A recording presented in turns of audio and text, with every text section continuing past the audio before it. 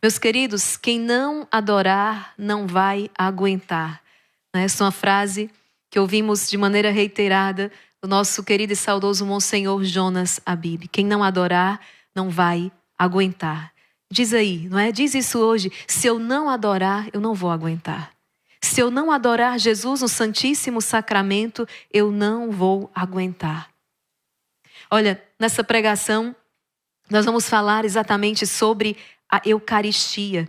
Eu já quero começar dizendo para você que a verdadeira adoração, ela gera abundância, que a verdadeira adoração nos faz conhecer, te faz conhecer a vontade de Deus, que a verdadeira adoração te prepara para tempos difíceis.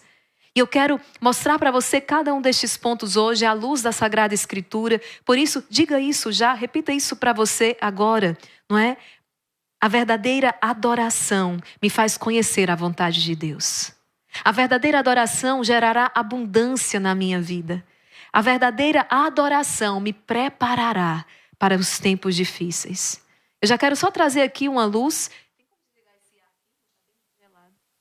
Eu já quero trazer aqui uma luz, não é, sobre esses tempos difíceis, não é? Basta você lembrar como é que aqueles pastorinhos em Fátima, Portugal, as aparições de Nossa Senhora em Fátima, 1917, como é que esses pastorinhos foram preparados para essa grande missão. Lembre-se que as aparições de Nossa Senhora em Fátima foram precedidas pelas aparições do anjo.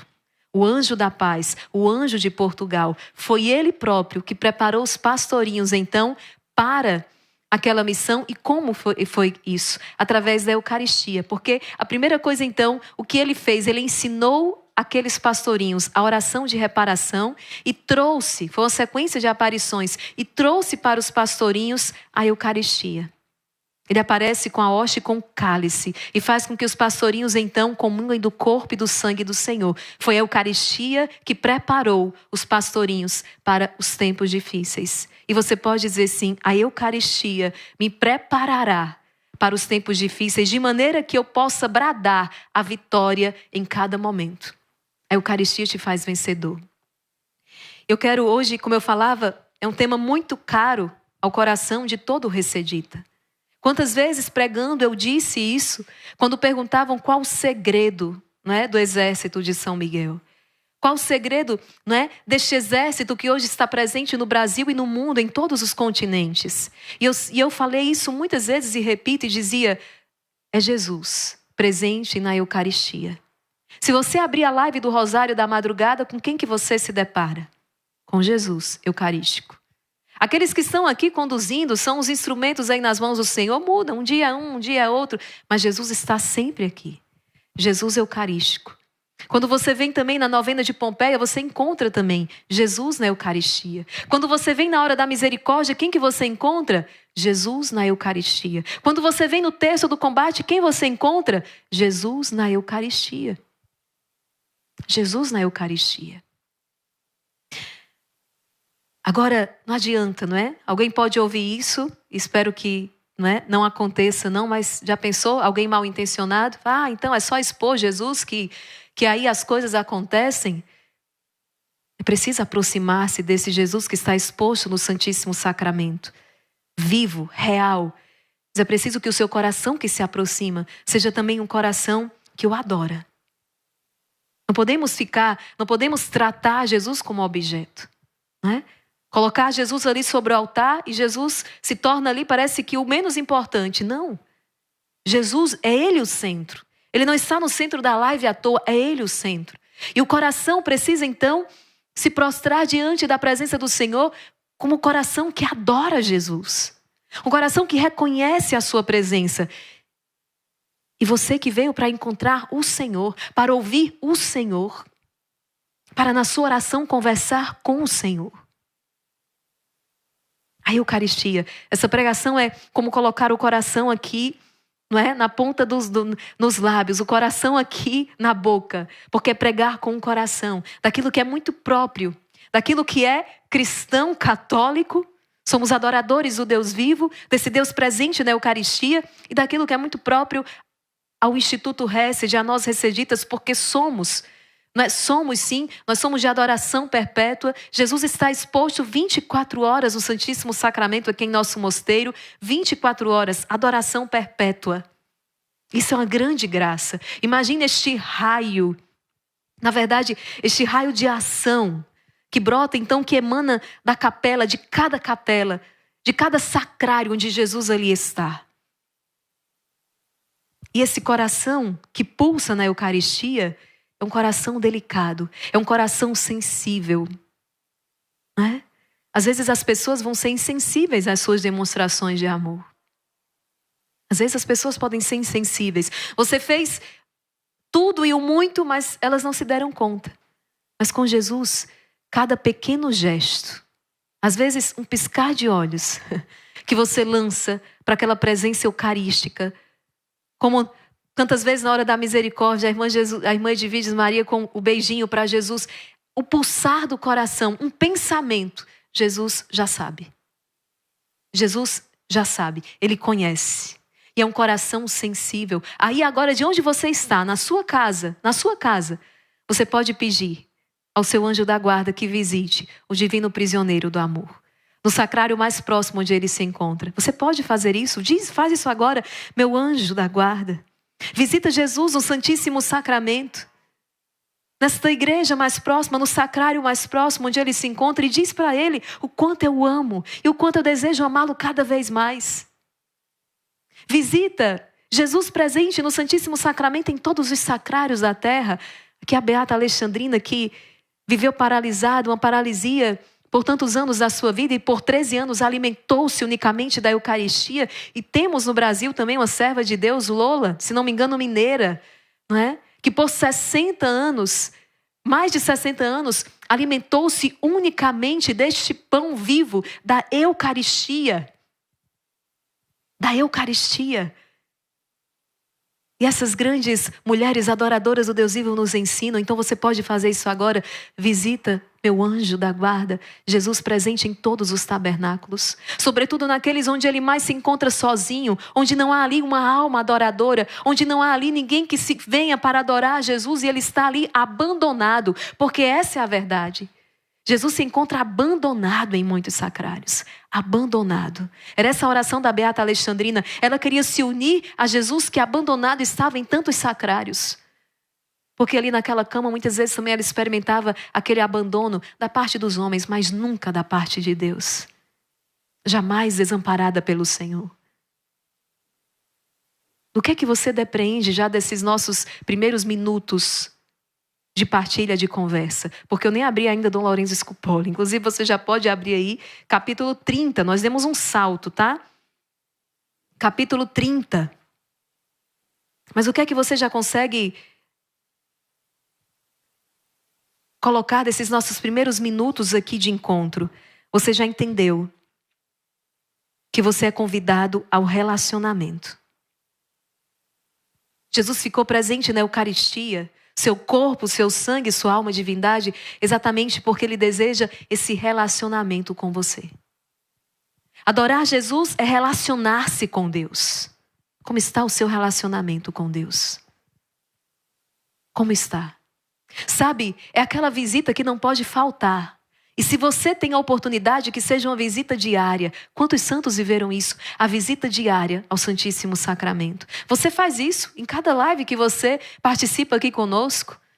São mais de 1,5 milhão de pessoas que vão passando aqui, que passam por aqui, e tenho certeza não saem do mesmo jeito. Recebem graças e bênçãos, encontram o Senhor. Outro dia eu escutava esse testemunho. Uma pessoa que dizia, eu estava angustiada, eu estava agitada, eu estava nervosa. E eu me lembrei, eu vou abrir o canal do Instituto Hesed, porque eles sempre estão adorando Jesus no Santíssimo Sacramento. Você faz isso em cada live e convido você a aprofundar isso, a ir também presencialmente. Na igreja mais próxima, na capela mais próxima, ali, no intervalo talvez, o trabalho do almoço e visitar Jesus. Às vezes 5 minutos que você tem. Os santos que faziam de tudo, quando eles iam fazer um percurso, faziam de tudo para passar pelo maior número de capelas possíveis, para poder ali lançar um olhar apaixonado para Jesus que está no sacrário. Então, assim como Santa Teresinha diz que a oração é um olhar lançado ao céu, Essa declaração de amor também é o olhar que você lança para o sacrário, ali na igreja, e diz: Jesus, eu te amo. Gente, nós precisamos corrigir algumas coisas. Como é que eu tenho entrado na igreja, essa casa de Deus? Eu não posso entrar na igreja sem a reverência, com conversas mil, sem me dar conta de quem está ali me esperando. E aí entrar na igreja, conversar com todo mundo, falou com todo mundo, mas esqueceu daquela presença viva e real que está no Santíssimo Sacramento, ali no sacrário. Então, entrar, a primeira coisa, né? Primeira coisa é já colocar-se naquela presença. Você está diante do sagrado. Por isso que as igrejas, elas são, ou deveriam ser, este espaço, esse ambiente onde o silêncio convida à oração. Que bem que faz. Eu lembro quantas vezes ali no meu interior, e a matriz de Santana, eu passava e aquelas portas estavam abertas. E nós podíamos ali entrar para fazer um momento de oração diante do Santíssimo Sacramento. Como é triste hoje, até por causa de onda de violência e tanta coisa. Mas quantas vezes você passa e as portas da igreja, você passa de manhã, você passa à tarde, você passa à noite, as portas da igreja estão todos os dias da semana fechadas.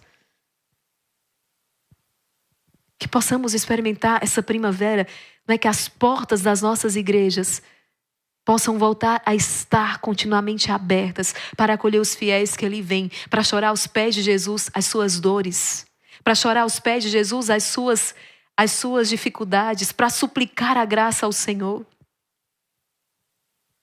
Peçamos aos anjos que nos proporcionem isso.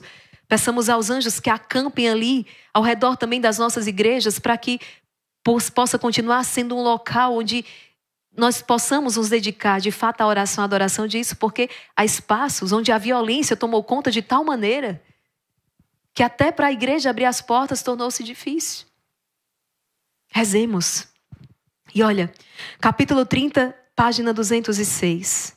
Dom Lorenzo vai dizer o seguinte: até aqui eu te instruí e forneci 4 tipos de armas necessárias para você vencer os seus inimigos. Não é? A desconfiança de si, a confiança em Deus, exercitar-se nas virtudes e a oração. Eu também te dei muitos ensinamentos de como você utilizar cada uma delas, mas falta falar sobre uma. E essa é poderosíssima. E eu digo mais, é essencial no combate. Porque essa supera todas as outras. Todas as outras. Ele está falando do Santíssimo Sacramento da Eucaristia. Dom Lorenzo está dizendo: eu já te dei 4 armas, vou te dar a 5ª, e essa é a mais poderosa de todas. As 4 armas das quais falamos tiram toda a sua virtude e vigor dos méritos de Cristo e da graça que seu precioso sangue nos adquire e merece. Mas este 5º é o próprio sangue e corpo do Senhor, sua carne, sua alma, sua divindade. Então, enquanto com as outras armas você combate contra os inimigos pelo poder de Cristo, com essa você luta com o próprio Cristo. Entende? Então, com as outras armas você maneja e você luta com o poder de Cristo. Mas essa é junto com o próprio Cristo que você luta. A Eucaristia. Mas por que podemos nos beneficiar deste excelentíssimo instrumento de 2 maneiras em nossa batalha? Ou seja, porque podemos receber esse divino sacramento de 2 formas, ele vai dizer. Eu já falei, inclusive, né, já dei umas pinceladas aqui. Você pode se beneficiar sacramentalmente quando você recebe a Eucaristia, você entra na fila da comunhão para receber a Eucaristia, mas também de maneira espiritual. Aquilo que você pode fazer agora, onde você estiver. Quando você pede que o Senhor venha, não é, espiritualmente ao seu coração. Vamos lá, passo a passo. Gente, qual o problema? Primeira coisa, hoje, quantas pessoas, não é? Nós temos, como eu falei, é mais de 1,5 milhão de pessoas, almas adoradoras que passam aqui. Mas reconhecemos que é um número ainda muito pequeno, diante dos milhões que estão aí, que não adoram o Senhor. É ou não é verdade? Vamos lá, na sua casa. Na sua casa, quantos adoram Jesus na Eucaristia? Não é? Desse exercício mesmo. Quantos que reconhecem que Ele está presente e verdadeiramente o adoram com a vida? Talvez você seja a única pessoa. Bendito seja Deus que começou a obra, começou por você. Talvez você não veja, não é? Hoje eu recebi um testemunho de uma esposa intercedendo pelo esposo há anos, e ele não ia à missa, ele não frequentava os sacramentos, e nessa quaresma, olha que alegria, nessa quaresma, ele confessou-se, voltou à Eucaristia. Mas talvez não seja a situação de tantos aí. Nós nos alegramos, vamos lá, não vamos desistir, vamos batalhando. Mas talvez você não veja isso ainda, viu? Ainda. Você não veja o seu esposo um adorador, os seus filhos almas adoradoras. Ainda não, irmã Maria Raquel, mas eu verei. Amém. Aleluia. Mas por que eu estou dizendo isso? Porque eu preciso que você entenda uma coisa. Assim como o catecismo da Igreja Católica vai dizer que o homem ele é por natureza um ser religioso. Ele é por natureza. Por natureza, ele é um ser religioso. Ele traz no coração uma sede, um desejo de adoração. E qual o problema quando você não coloca então Deus ali? Quando essa adoração não se dirige a Deus, essa adoração vai acabar se dirigindo a alguma outra coisa. Você lembra do que aconteceu com os israelitas no deserto? Eles estão atravessando o deserto, saem do Egito, estão indo para a terra prometida. Moisés está à frente desse povo, eles já se comprometem a adorar o Deus vivo, só que Moisés se retira para estar com Deus no monte, sobe a montanha, demora a voltar. E o que é que esse povo faz? Faz um bezerro de ouro. Por quê? Eles precisam adorar algo. Eles precisam adorar alguém. Eles precisam adorar. Chesterton, escritor inglês, dizia: quando o homem não crê em Deus, não é que ele não acredita em mais nada. É que ele passa a acreditar em qualquer coisa. Quando o homem não crê em Deus e o adora, não é que ele não creia em mais nada. É que agora ele vai crer em qualquer coisa e vai adorar essa qualquer coisa. Quantas pessoas estão no pecado da idolatria? Quem é o Deus da vida daquela pessoa? É aquele namorado. Aquela namorada. Aquele esposo, esposa. Aquele filho.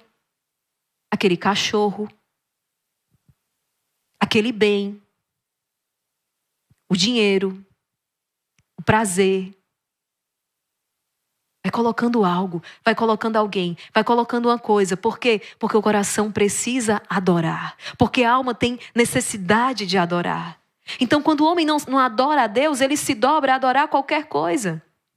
Ele vai adorar os animais, ele vai adorar a natureza, ele vai adorar a si mesmo. Mas, de qualquer forma, vai estabelecer divindades para si. Porque essa é uma necessidade do coração humano. Entende isso aqui? Porque essa é uma necessidade do coração humano.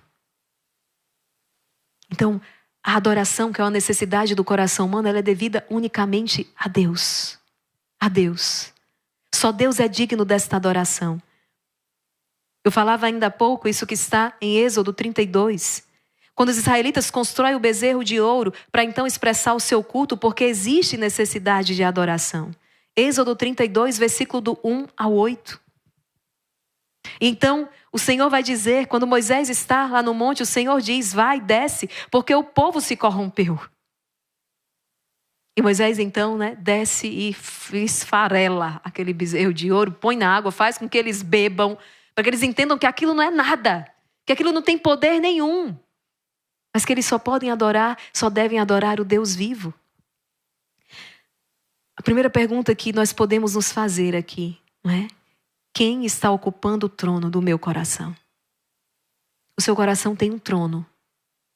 E todo trono, ele pede o quê? Ele pede um rei. Quem está ocupando o trono do teu coração? Quem reina no seu coração? Responda. Responda. Quem está ocupando o trono do meu coração? Quem é o rei no meu coração? É Jesus?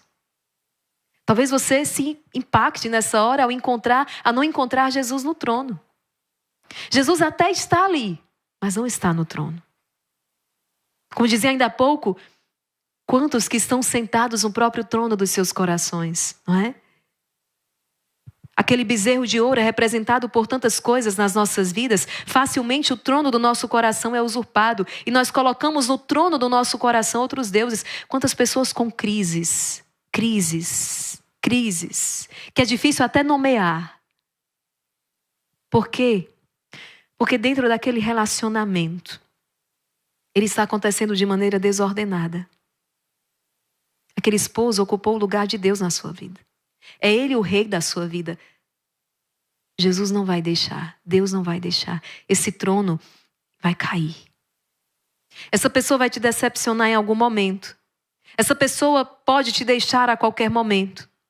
Tanta coisa pode acontecer e quantas pessoas estão com crises nervosas, exatamente por causa de uma desordem.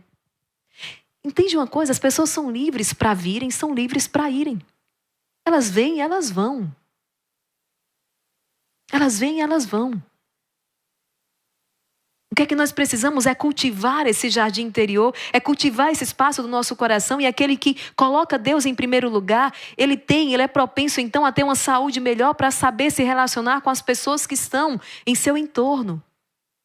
Então, tira essas pessoas e coloca Deus aí no trono, porque aí sim você vai conseguir se relacionar bem com todas as outras. E se em algum momento elas não quiserem mais permanecer, ainda que ligadas a você pelo vínculo indissolúvel do matrimônio.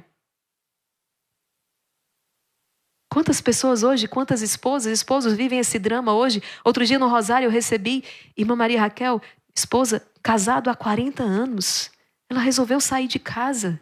Que terrível! É terrível! Mas se esse esposo tem Deus no trono do coração dele, ele não vai descompensar, não. Ele vai sofrer, vai doer, vai ser difícil demais, mas ele sabe que vai vencer. Entende? Ele sabe que vai vencer. Ele sabe que não está só. Ele sabe que aquele que pode todas as coisas está ali. E é esse que pode todas as coisas a quem ele adora. Do contrário, se era a esposa que ele adorava, desgraças podem acontecer aqui. Quantas pessoas até chegam a tirar a sua vida porque de repente alguém rompeu o relacionamento. Idolatria. Sem você eu não vivo. Eu tenho batido muito na tecla disso aqui. Cuidado, essa história. Sem você eu não vivo. Vive sim. Vive sim. E se ainda prevalece sem você eu não vivo, é porque tem algo errado aí dentro do seu coração. Eu sou feliz por tê-lo na minha vida. Né? Sou feliz por ter você na minha vida. Mas também se um dia você precisar ir, se um dia você for, eu continuarei sendo feliz. Olha isso aqui. Entende? Então não permita que essa felicidade, que é anseio do teu coração, e seja condicionada pelo sim, pelo não das pessoas. Por quê? Porque Deus quer felicidade plena, Deus quer realização, Deus quer plenitude, está ali. A verdadeira adoração, ela gera abundância. Eu quero partilhar isso aqui com você. 1 Reis, capítulo 18, versículo 17 e 40. Interessante. Antes disso, Isaías 42, 8, gente. Abre a sua Bíblia. O Senhor vai dizer assim: esse é o meu nome. A ninguém eu cederei a minha glória, nem a ídolos a minha honra. Eu não cederei esse direito a ninguém, diz o Senhor. Só Ele, só Deus é digno de toda adoração. 1 Reis 18, 17 e 40. Essa história relata o confronto entre o profeta Elias e os 450 profetas de Baal. Quando Elias foi disputar ali com os profetas de Baal, só restara ele. Só restara ele. E é nesse capítulo que Elias então desafia o povo de Israel e os profetas de Baal a invocarem seus deuses para que enviem fogo do céu para consumir o sacrifício. Vamos lá. Nós vamos colocar aqui o sacrifício e o fogo, nós vamos invocar, cada um invoca o seu Deus. Elias é adorador do Deus vivo, do Deus de Abraão, do Deus vivo, o Deus de Abraão, de Isaac, de Jacó. E tem ali os profetas de Baal, que adoram então aquelas divindades, né? Os seus deuses. Ele fala, vamos invocar cada um seu Deus. Aquele que enviar o fogo para consumir o sacrifício é este o verdadeiro Deus. Os profetas de Baal falham. Elias ora ao Deus de Israel, que responde enviando fogo para consumir o holocausto, demonstrando assim o seu poder e soberania. E então todo o povo se prostra em adoração. Diante do acontecido, todo o povo então se convence, de fato, é o Deus de Elias o verdadeiro Deus. É esse o Deus que nós então adoramos. Eles se prostram por terra para adorar o Deus vivo. Adoração gera graça, porque aquela terra que estava ressecada, aquele povo enfrentava uma seca terrível. Mas depois da adoração, o que é que nós vamos ver? A chuva visita este povo. A bênção, a água viva é derramada. O povo que se prostra em adoração ao Deus verdadeiro recebe e acolhe a bênção de Deus. Adoração gera bênção. Adoração gera abundância na sua vida. Tem gente que está experimentando escassez na vida porque falta aqui adoração. E eu não estou falando necessariamente, meus queridos, de bens materiais. Tem muita gente aí que está com a conta gorda, mas não tem alegria, não tem felicidade, não tem amor no seu coração, então está vivendo na escassez. São Paulo vai dizer: eu aprendi a viver na abundância e na escassez. Eu aprendi a viver e a me alegrar em todas as situações. Por quê? Porque ele tem esse Deus no seu coração. Então a adoração, ela gera abundância. A adoração, ela gera ordem interior. A adoração, ela vai gerar ordem aqui também, nos seus pensamentos, na sua mente. O que acontece no mundo espiritual quando você adora? Eu quero dizer isso aqui para você. Salmo 102. O que acontece no mundo espiritual quando você se prostra em adoração?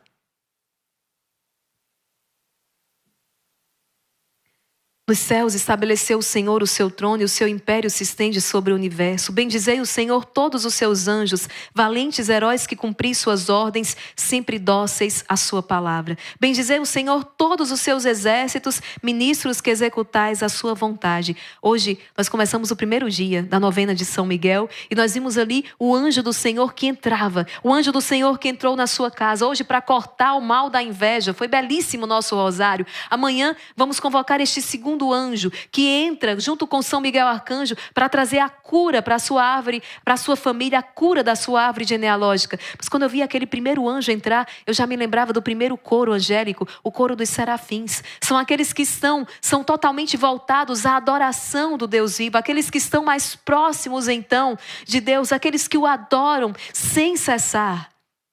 E são esses os primeiros então na hierarquia.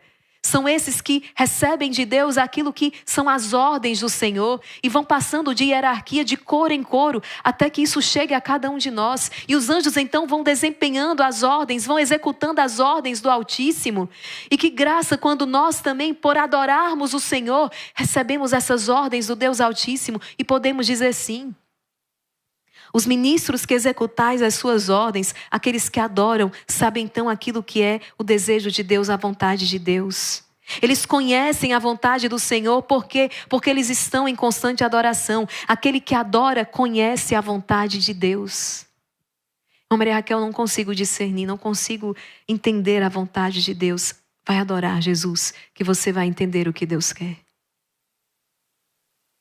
Imitemos os anjos, assim como os anjos que, porque adoram, sabem qual é a vontade de Deus e executam as ordens do Altíssimo, como lemos agora no Salmo 102. Quando você adora, você conhece a vontade de Deus. Eu tenho certeza que à medida que eu estou pregando, está surgindo no seu coração um desejo tão profundo de ir visitar Jesus agora no Santíssimo Sacramento. Há quanto tempo você não sentia... Há quanto tempo você não sentia essa necessidade? Nós até, não é? Vamos à missa. Todo domingo, talvez você todo domingo vai à missa. Mas quantas vezes você parou para adorar Jesus, para ficar ali em adoração? Essa não era uma prática ensinada, e eu digo aqui como uma fiel cristã católica que cresceu recebendo todas as catequeses. E eu vim descobrir a adoração já estava já grande, vim descobrir o que era adoração já muito depois. Eu não me recordo de ter recebido esse convite ali na minha adolescência de adorar Jesus, mas como é ir na missa receber a comunhão? Sim, na missa também nós prestamos ali a nossa adoração. Mas também esses momentos de adoração que eu posso nutrir ao longo de um dia de adorar Jesus no Santíssimo Sacramento. E essa tem sido uma grande contribuição que o Instituto Hesed tem apresentado, que é levar as pessoas a adorarem Jesus, a adorar o Senhor. Como é bonito ver, de novo, os nossos altares com flores para Jesus. Como é bonito ver as toalhas, as alfaias bem passadas, aquilo que é da liturgia. Tem que ser o melhor para Jesus. Os cálices sagrados tem que ser o melhor para Jesus. O primeiro indicativo de que ali os pobres eles são bem acolhidos e são tratados com dignidade, é quando você vê uma comunidade adoradora, que tem zelo para com o Santíssimo Sacramento, que tem zelo para com tudo aquilo que diz respeito à liturgia. Tenha certeza que naquela comunidade, os pobres, aqueles que necessitam do pão material, são acolhidos, porque isso reverbera. Mas quando Jesus é tratado de qualquer jeito, muito provavelmente, aqueles pobres que chegam, também serão eles tratados de qualquer jeito. Porque se Jesus está sendo tratado com descaso, imagine o que não se fará àqueles que chegam. Adoração. Eu partilhava certo dia, sempre quando você entra, há flores aqui para Jesus, de fato. Porque esse foi um trato da nossa Madre Jane com Jesus, fundadora do Instituto Hesed. Quando certa vez, ainda leiga, ela entrou numa capela e havia flores murchas para Jesus. E ela olhou para aquelas flores murchas e falou, não, Jesus, para ti nós não podemos dar essas flores murchas, tem que ser flores, avivadas. E ela disse, Jesus, se o Senhor casar comigo, eu te prometo, jamais faltarão flores no altar para o Senhor. Ganhou o coração do rei.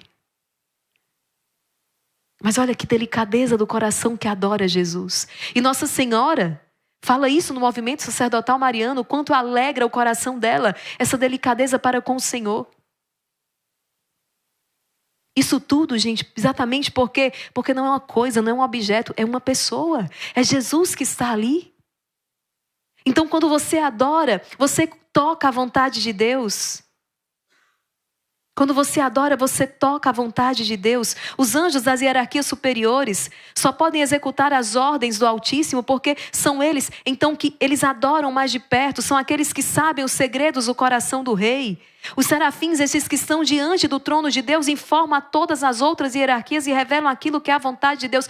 Olha o que eu estou dizendo aqui para você. Sobretudo você que tem uma função, uma missão de autoridade sobre alguém. Eu estou falando aqui com algum pai de família. Eu estou falando aqui com alguma mãe de família. Eu estou falando aqui com alguém que tem pessoas que estão aí sob os seus cuidados. Você só vai conseguir mandar bem se você adora Jesus.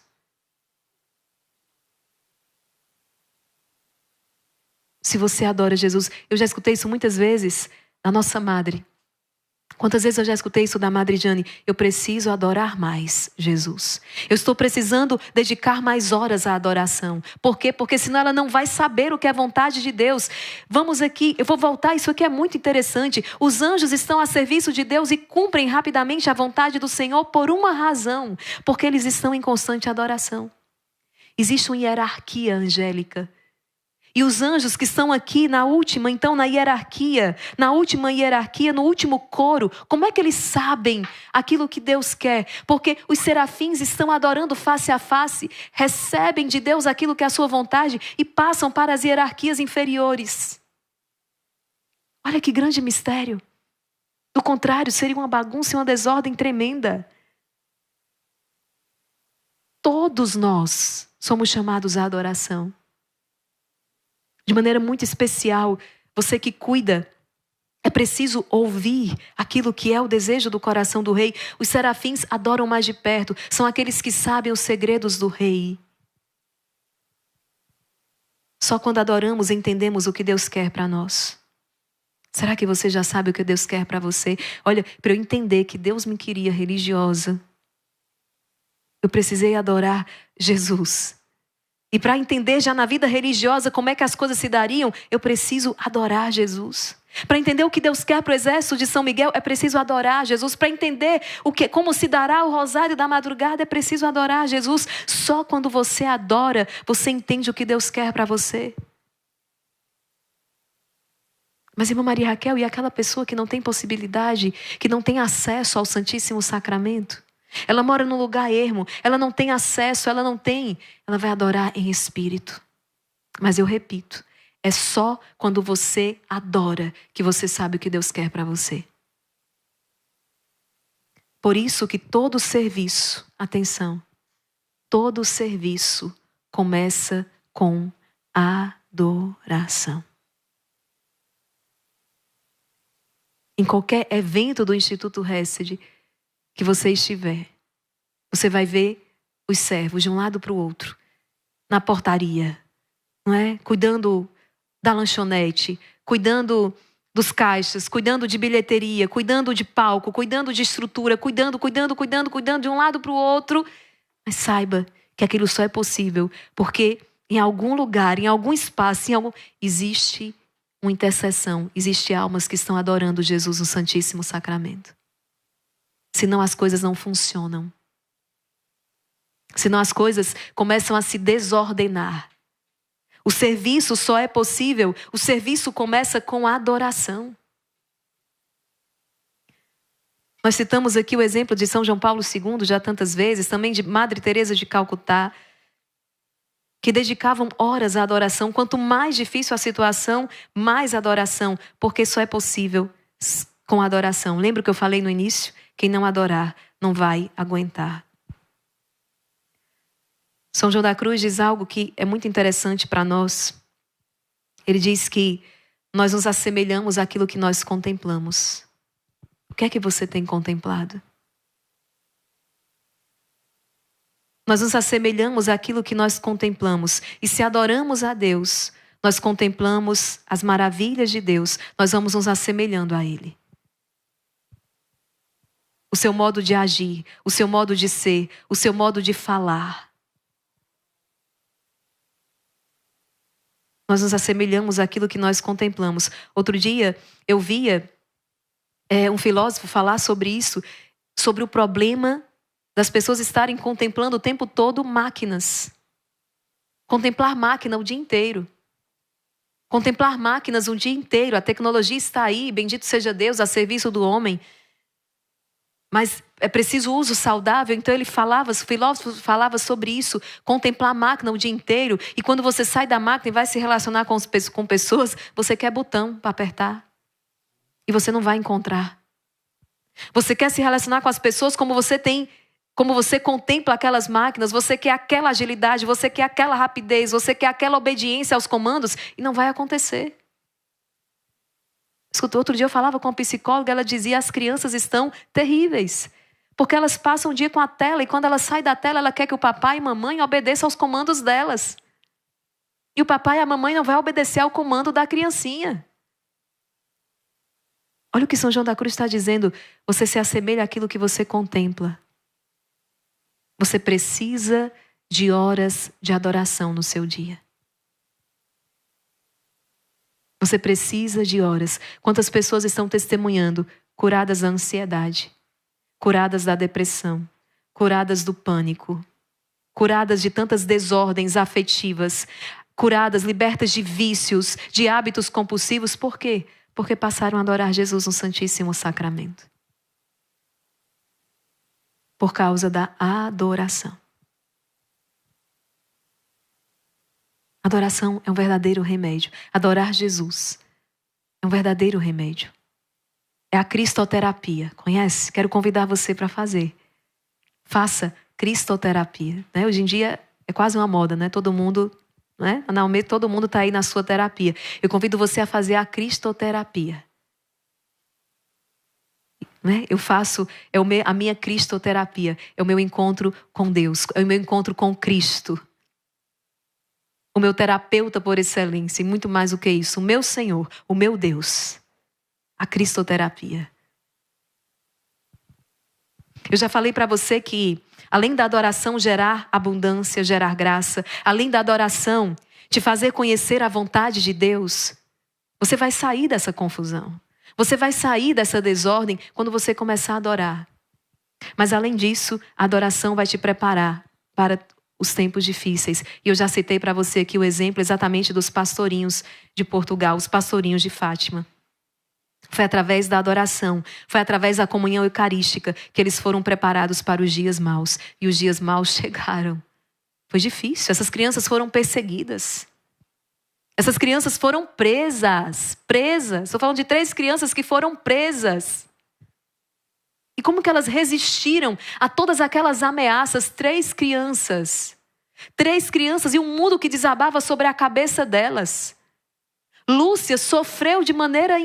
Meu Deus, eu lendo aquele livro, o livro sobre a mensagem de Fátima.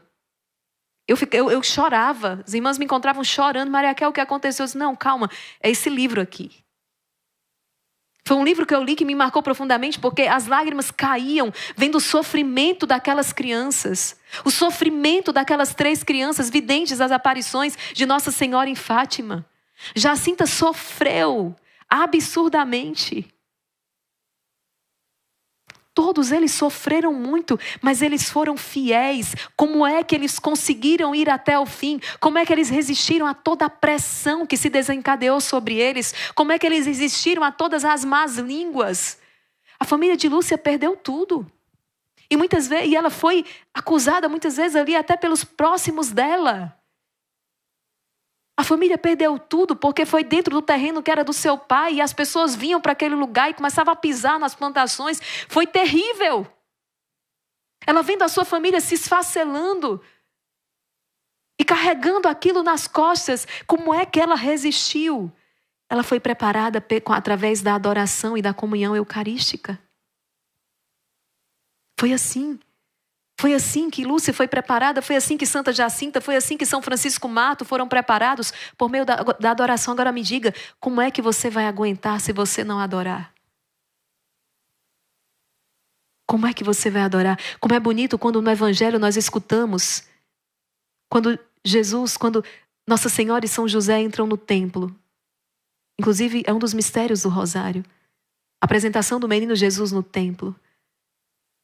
E quem é que eles encontram ali? Uma viúva. Uma mulher que ficou viúva há muitos anos. Mas aquela mulher continua louvando, apesar dos anos passando. Ela continua louvando. Aonde é que aquela profetisa Ana se encontra? Dentro do templo. Fazendo o quê? Adorando o Senhor. Adorando a Deus. E por isso ela pôde aguentar aqueles anos da sua viuvez. O profeta Simeão, de igual modo, está ali adorando o Senhor em espírito, esperando o cumprimento da promessa para poder adorar com seus olhos também, ver a face. Ele vai dizer exatamente isso ao contemplar o menino Jesus. Agora deixai o vosso servo ir em paz, porque os meus olhos viram a vossa salvação. Como é que eles suportaram aqueles anos? Porque adoraram. Porque adoraram a Deus. E hoje você pode fazer isso, adorando Jesus na Eucaristia.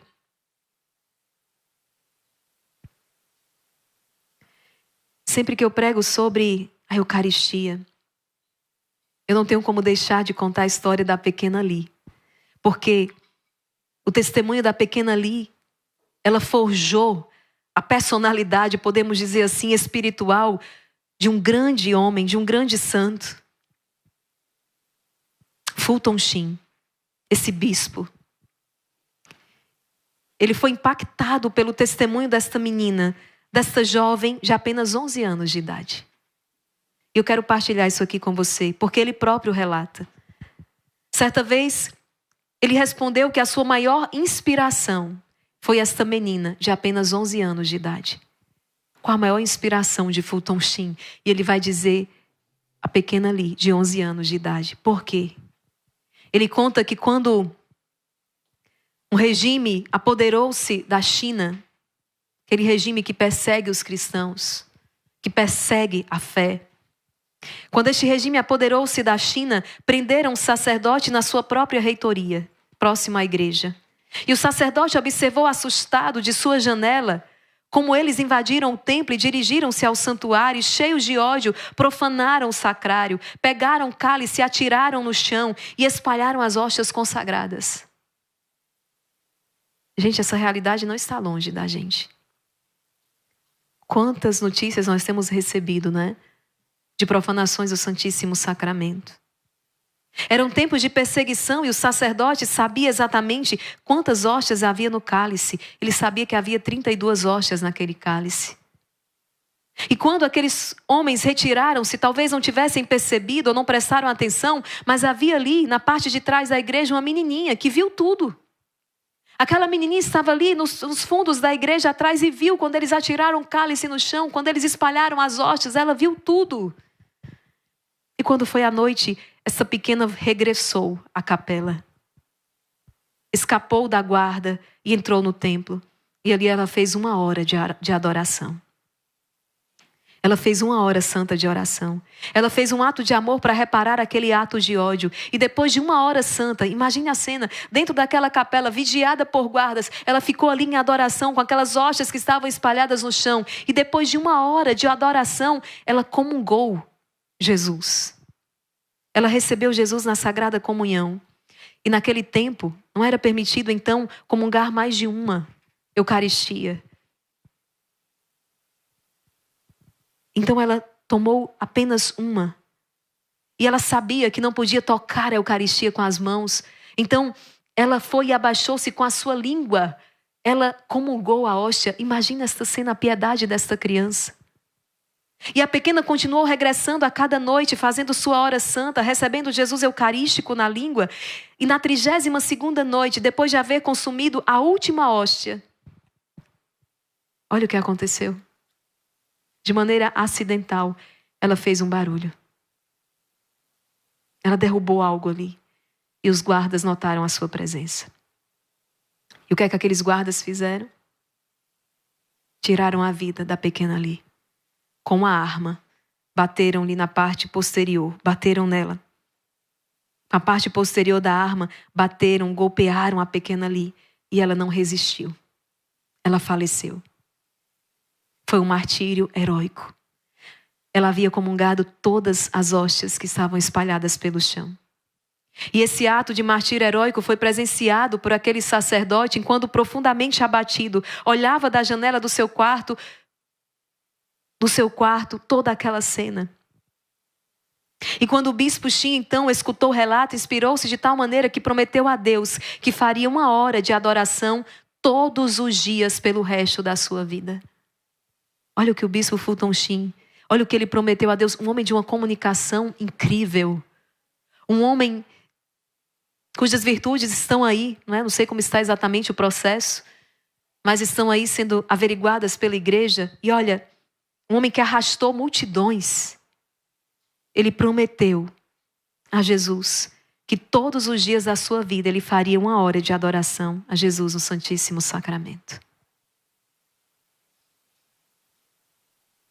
O que é que será que hoje nós podemos prometer ao Senhor? Tem um dos seus livros que ele vai contar quantas situações ele se meteu, situações engraçadas que ele se metia para poder cumprir esse propósito quando ele viajava em missão. Já trancaram ele dentro da igreja, saíram, esqueceram ele lá dentro, ele teve que pular pela janela, ou ele teve que dar um jeito de entrar em algum lugar que estava fechado, mas para cumprir o propósito de adorar Jesus todos os dias. Todos os dias, pelo resto de sua vida. Se aquela pequena pôde dar testemunho com a sua vida da real e bela presença do Senhor no Santíssimo Sacramento, ele se viu obrigado ao mesmo. E seu único desejo desde então seria atrair o mundo ao coração ardente de Jesus no Santíssimo Sacramento. Seu único desejo desde então seria atrair o mundo para o coração eucarístico de Jesus.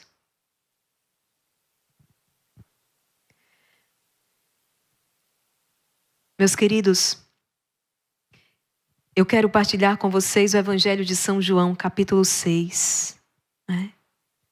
Quando o Senhor vai dizer: quem come a minha carne e bebe o meu sangue tem a vida eterna, e eu o ressuscitarei no último dia. Pois a minha carne é verdadeiramente uma comida e o meu sangue verdadeiramente uma bebida. Quem come a minha carne e bebe o meu sangue permanece em mim e eu permaneço nele. Assim como o Pai me enviou e vive, eu vivo pelo Pai, assim também aquele que comer a minha carne viverá por mim. É assim que nós experimentamos a vida eterna, comungando o corpo do Senhor. Recebendo o corpo, aqui é a comunhão eucarística, receber Jesus no Santíssimo Sacramento. Olha, se existe hoje na sua vida algum impedimento para a recepção do sacramento da Eucaristia, suplica ao Senhor a graça que você possa vencer esse obstáculo para poder voltar a receber Jesus no Santíssimo Sacramento. É essa a maior alegria. Padre Pio, quando recebia a Eucaristia, a oração dele é belíssima. Ele vai dizer, sim, a Eucaristia é a única alegria do meu coração e nós precisamos caminhar para isso aqui. Que a Eucaristia seja de fato a alegria do nosso coração.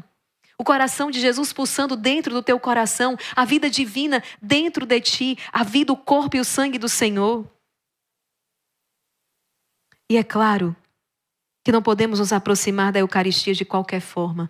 E olha, para vencer o ceticismo, para vencer a dúvida de tantos corações, quantos milagres eucarísticos aconteceram ao longo da história? Quantos milagres eucarísticos? Quando viajamos para um determinado país, um outro país, e fomos conduzir um momento de adoração, eu olhava para o Santíssimo Sacramento, a luz estava um pouco escurecida, e eu vi umas marcas escuras, e eu fiquei olhando, era uma partícula muito pequenina, e eu ficava olhando, mas enfim, a adoração acabou, eu fui embora, e depois uma pessoa aproximou-se de mim e disse, a senhora viu? Eu falei, viu o quê? Aquela hóstia, ela estava marcada com sangue. E ele foi me contar que aquele milagre eucarístico havia acontecido numa missa em que o padre, com crise de fé, celebrava. E há muitos milagres que já foram comprovados pela igreja, como o famoso milagre de Lanciano, na Itália. No ano 700, um vilarejo italiano, um monge que tinha muitas dúvidas se a hóstia era mesmo o corpo de Jesus e se o vinho era o seu sangue, terminava a consagração durante a missa e milagrosamente a hóstia se tornou carne e o vinho que estava no cálice se tornou sangue. Foram feitas pesquisas científicas nos anos de 70 e 71 e novos testes em 1981 pelo professor Odoardo Linoli. Várias pesquisas e os resultados foram a carne e o sangue pertencem à espécie humana. Aquela carne, imagina, no final da missa, aquele pão eucarístico havia se transformado visivelmente, as pessoas viam em carne e o vinho já não era mais vinho, era sangue. E depois de tantos e tantos estudos, os resultados foram a carne e o sangue pertencem à espécie humana. A carne é tecido muscular de coração. E um coração que está em agonia. A carne e o sangue são do mesmo tipo sanguíneo do santo sudário AB, o sangue de Jesus. Trata-se de carne e sangue de uma pessoa viva, como se tivessem sido retirados no mesmo dia.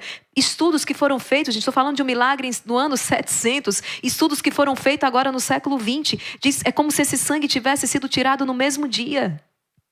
Nós estivemos em Lanciano, na última peregrinação.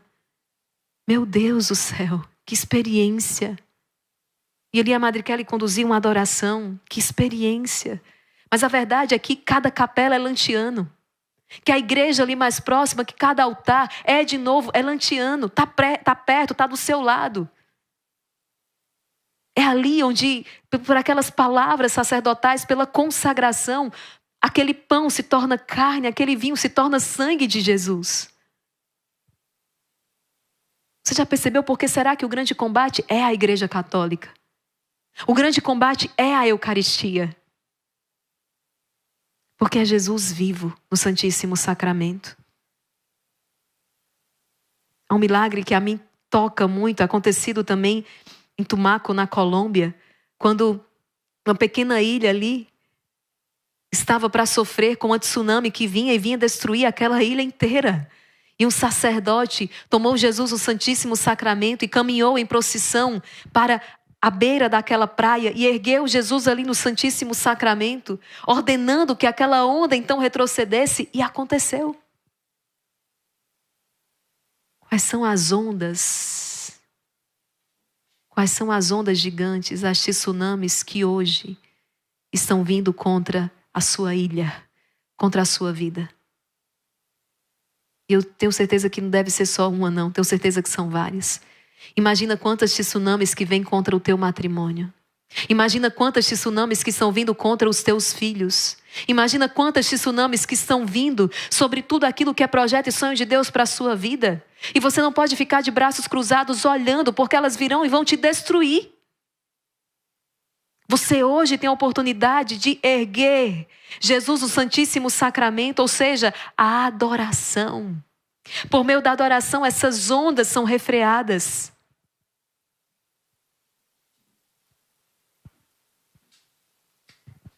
E assim como é verdade também, então, já finalizando, que nós não podemos nos aproximar da Eucaristia de qualquer forma, não é?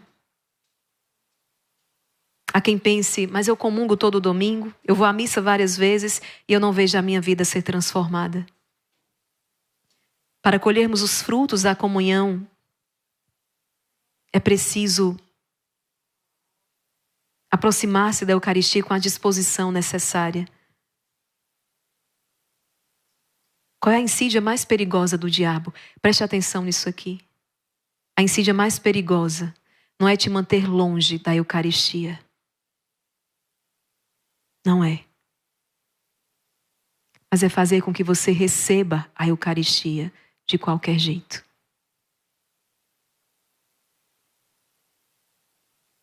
É essa a insídia mais perigosa. Não é te manter longe da Eucaristia, mas é pior do que isso. É fazer com que você se aproxime da Eucaristia de qualquer jeito. Porque São Paulo vai dizer que aqueles que se aproximam sem distinguir o corpo e o sangue do Senhor, na verdade, estão recebendo a sua própria condenação. Você não alimenta um morto. Nós não podemos alimentar um morto. Se uma pessoa está morta, não tem como ela se alimentar. Morreu. Do mesmo modo, você não pode. Isso é doutrina da igreja, ensinamento da igreja. Você não pode aproximar-se da Eucaristia em pecado mortal, porque não se alimenta um morto. Eucaristia é alimento. Você ressuscita da morte provocada pelo pecado no confessionário. Você ressuscita da morte provocada pelo pecado no confessionário. Ali você ressuscita. Ali você é perdoado dos seus pecados. Aí outra vez, vivo, você pode se aproximar e se alimentar da Eucaristia.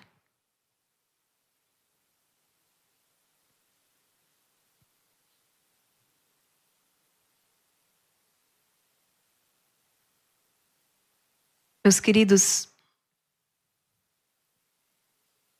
é uma riqueza imensa que Dom Lorenzo nos traz. Ele vai falar das disposições, como se preparar antes, durante, como proceder depois de receber o Santíssimo Sacramento. Vamos aqui ver, eu vou escolher aqui o que é que nós vamos tocar nesses minutos finais que nos restam. Vamos falar então nesse último ponto sobre a comunhão espiritual, não é? A comunhão espiritual. Aquelas pessoas, né? Ou até você que durante o dia, não só as pessoas que não podem se aproximar de Jesus, o Santíssimo Sacramento, mas você que pode aproximar-se, mas é fazer isso uma vez ao dia, quando puder, né? Todo domingo, com certeza. Mas a comunhão espiritual você pode fazer muitas vezes ao dia. E olha o que Dom Lorenzo diz, página 219. Mesmo que não possamos receber sacramentalmente o sacramento, mais do que uma vez por dia, contudo, espiritualmente, podemos recebê-lo a todo momento. Esta comunhão ninguém absolutamente pode nos privar, nem nos impedir, exceto por nossa negligência ou vontade culpável. Sempre que se dispuser e preparar seu interior para a comunhão espiritual, encontrará prontamente o Filho de Deus para te dar a si mesmo e te alimentar espiritualmente com as suas próprias mãos. Mas para que frutifique bem receber este Senhor, volte a Ele com este mesmo fim em seu pensamento e passando rapidamente pela memória suas culpas, ele está dizendo como comungar espiritualmente, forma interiormente um ato de contrição e dor por elas e depois com a maior humildade que for possível e com grande fé e confiança, peça ao Senhor que entre dentro de sua alma enferma e miserável, comunicando nova graça para que fique sã, forte e capaz de resistir à violência de seus inimigos. Então aqui está a comunhão espiritual. Eu lembro que na época da pandemia, todos os dias, na adoração, nós fazíamos um momento de comunhão espiritual. Nós conduzíamos você a este momento, a essa comunhão espiritual. Pensa, você pode fazer isso ali no seu trabalho quando você para um instante. Para, reconhece os seus pecados, reconhece a tua miséria e suplica ao Senhor que venha ao teu encontro, que entre no mais profundo da tua alma e ali você por um instante gozará então desta presença espiritual. Isso todos nós podemos e devemos fazer. E o quanto isso vai te fazer crescer espiritualmente. Já imaginou em cada momento de oração você poder finalizar o seu momento de oração fazendo a comunhão espiritual? Jesus, agora vem espiritualmente, eu quero receber, eu quero te receber. Com todo cuidado, filha, deve buscar aumentar cada dia mais a sua fé e confiança no Santíssimo Sacramento da Eucaristia. Nunca deixe de admirar este incompreensível mistério e de te alegrar ao considerar como o Senhor se manifesta debaixo daquelas simples e puras espécies, tornando-te mais digna dele. Felizes são aqueles que sem ver creem e têm fé no que não veem. Não deseje que o Senhor se mostre de outra maneira nesta vida, mas sim inflama a tua vontade para com Ele e torna-te cada dia mais pronta em fazer em todas as coisas a sua vontade. Não seja inconstante no que conhece, persevere com resolução e firmeza. Se utilizar esses meios, será impossível deixar de perseverar até o fim. Qualquer momento, sem essa tranquilidade, seria intolerável. Se utilizar esses meios, será impossível deixar de perseverar até o fim. Quem não adorar, não vai aguentar. Mas quem adorar, quem receber Jesus o Santíssimo Sacramento, com as devidas disposições, vai aguentar até o fim, vai perseverar até o fim. E quem persevera até o fim, a palavra nos diz, quem perseverar até o fim, será salvo. Amém? Que você possa firmar bons propósitos a partir desta pregação, que você possa firmar bons propósitos e crescer na intimidade com Jesus na Eucaristia.